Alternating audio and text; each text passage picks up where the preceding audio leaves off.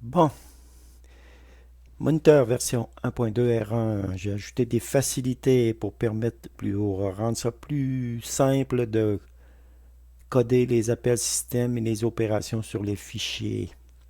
Donc, on se rappelle que dans le démo précédent, lorsque je faisais un point d'interrogation dans le moniteur, j'obtiens les codes, le quick card des appels système. C'était un peu compliqué à coder, mais là, avec la commande S, je peux les coder facilement. Supposons que je veux obtenir la valeur du compteur de millisecondes ici. Si l'opération c'est 1. Et après l'avoir obtenu, supposons que je veux donc ici 100 à 107. Je viens de coder cette opération-là. Ici, ces trois codes-là, c'est ça. Ça, c'est du garbage, là. On n'en tient pas compte. Donc, là, ici, l'adresse que j'ai ici, c'est l'endroit où je suis rendu pour compiler la suite. Donc, je vais faire un autre appel système, cette fois-ci pour imprimer le, la valeur des millisecondes que je viens d'aller chercher par l'appel 1. Pour imprimer un entier, c'est dans printInt. La valeur est dans X. Cet appel-là a placé la valeur des millisecondes dans X. Donc, tout ce que j'ai à faire, c'est faire l'appel 9 pour l'imprimer. Donc, tout ce que j'ai à faire, c'est S9, Enter. Si je regarde 100 à 107, j'ai mon premier appel, qui va chercher le compteur de millisecondes, et mon deuxième qui va l'imprimer ici. Et maintenant, je suis rendu à 106. La deuxième commande que j'ai ajoutée, c'est celle-ci. Et qu'a fait celle-ci? Elle imprime un retour. 100 à 107. Elle imprime le code ici. Si je fais 106 2.0 pour vous montrer, parce que là, 107, je n'ai pas le code de retour. Les deux premières commandes système que j'ai compilées au début, ont compilé seulement ces 6 instructions-là. Donc, 100S1 a compilé ceci, 100S9 a compilé ceci, et il me manque le retour.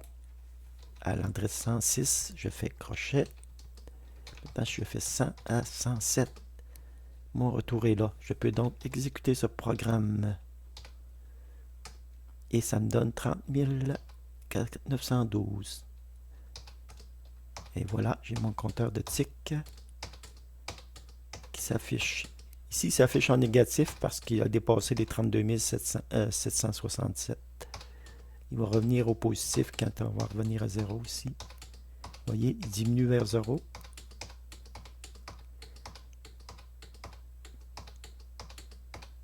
On va attendre. On va attendre.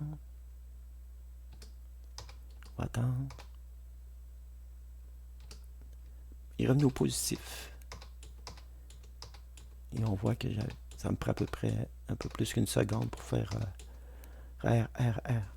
Donc, c'est comme ça maintenant qu'on voit que c'est beaucoup plus simple. 100, 2 points, je vais mettre tout à 0. 0, 2, 3, 4, 5, 6, 7. 100 à 107. J'ai effacé mon programme. Pour les opérations sur les fichiers, c'est encore plus simple que c'était, puisque comme dans le vidéo précédent, je montrais que pour les opérations fichiers, j'avais besoin de créer une structure de fichier appelée FCB. Mais cette structure de fichier existait déjà dans le système. C'est la variable FCB ici, qui est compilée présentement à l'adresse 27 de la mémoire RAM. Cette structure de données-là doit être remplie lorsqu'on fait une opération sur les fichiers. C'était un petit peu compliqué. Si je regarde, je reviens ici. Les opérations sur les fichiers, c'est le code D.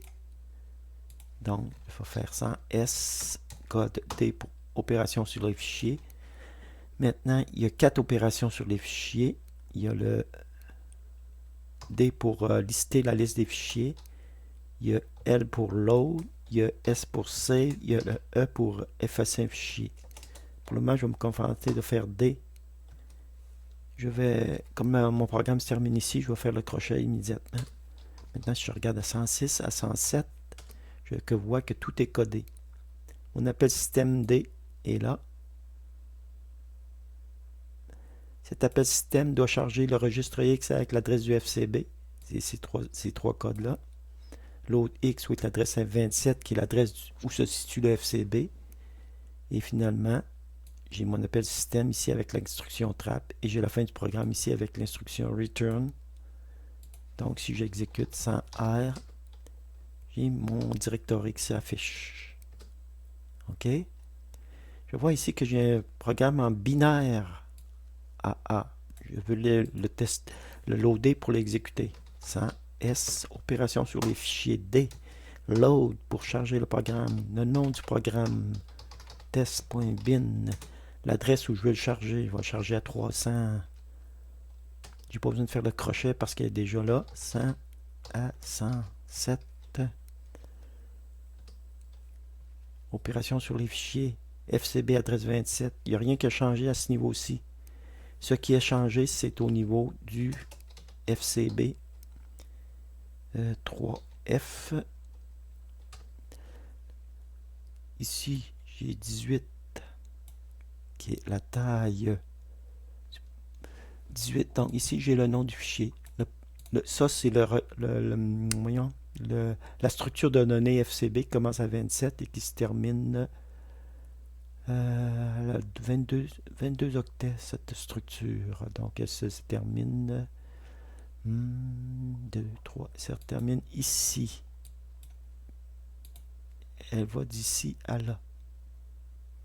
OK? Les deux premiers octets de la structure, c'est la taille de données du fichier. Les 16 autres, c'est le nom du fichier. Le fichier, lorsqu'il fait moins de 16 octets, est complété par le caractère space. En ASCII, c'est hexadécimal, c'est 20 ou 32 en décimal. Ici, c'est l'adresse où on va charger le programme. Ici, c'est le code pour charger le programme. Bon, j'ai pas exécuté mon programme encore qui se trouve à l'adresse 100. Je vais l'exécuter. Operation complete. Je vais voir à 330. Mon programme s'est chargé à 300. Je peux l'exécuter. 5 millisecondes, 5 millisecondes, 5 millisecondes. C'est le temps pour exécuter 10 000 boucles en décrémentant le registre X qui est initialisé à 10 000. Ici, le registre X est initialisé à 10 000. Pardon, ici. Ça, c'est l'instruction pour décrémenter le registre X. Ça, c'est un saut relatif pour revenir au décrément ici. Lorsque le compteur arrive 0, on fait l'appel système pour aller rechercher les millisecondes.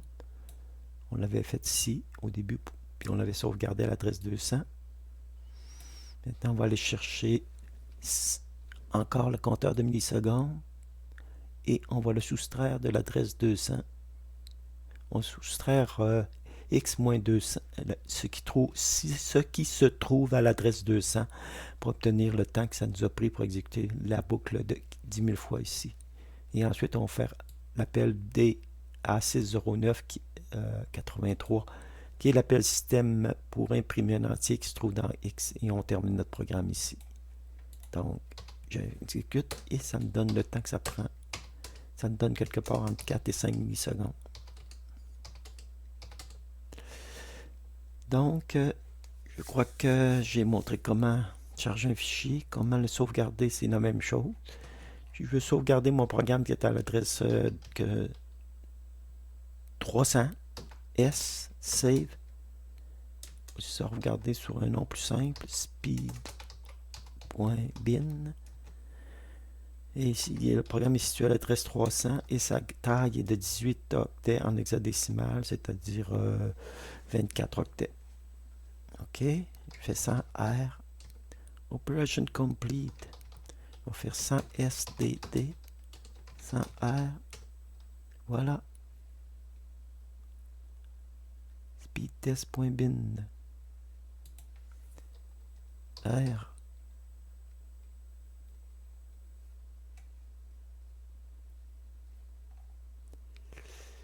Operation complete.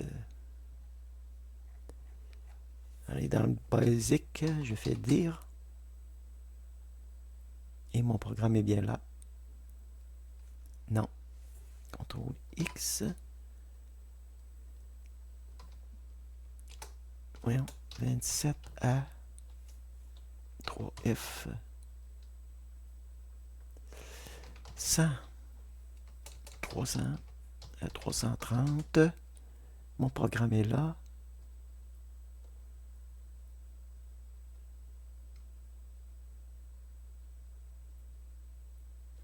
OK. 100S, opération D, opération C, speed.bin, adresse 300, taille 18, 100 à 107, juste pour vérifier mon programme. Le programme est correct, je l'exécute. Operation complete, 100S, D, 100R. Voilà. Oh, j'avais-tu écrit speed? Ah ben oui, j'ai oublié de mettre le D. Donc, mon programme s'est vraiment sauvegardé. Donc, on voit c'est beaucoup plus simple de cette façon. Ceci complète le démo. Ce qui me reste à ajouter au moniteur, c'est un désassembleur et un assembleur. Le désassembleur existe déjà puisque je l'avais créé en 2019 dans le cadre du projet Mona. Mona qui voulait dire Monitor in Assembly. C'était un moniteur que j'avais écrit en assembleur qui était beaucoup plus complexe que le PM Monitor puisqu'il contenait un désassembleur et d'autres fonctionnalités. Et ensuite, il va falloir que je crée un assembleur pour simplifier. L'assembleur va être invoqué avec le crochet de droite. Ensuite, je n'aurai qu'à écrire les mnémoniques de l'assembleur comme load A, D, etc. Ou load A, en tout cas. Puis quand j'aurai terminé mon programme, j'aurai juste qu'à faire le crochet pour le compléter. Ensuite, j'aurai juste à faire 100 S D save, nom du programme, adresse du programme, taille du programme, et à lancer ce programme-là, espace, pour le sauvegarder. Ceci est à venir dans les prochaines versions du moniteur.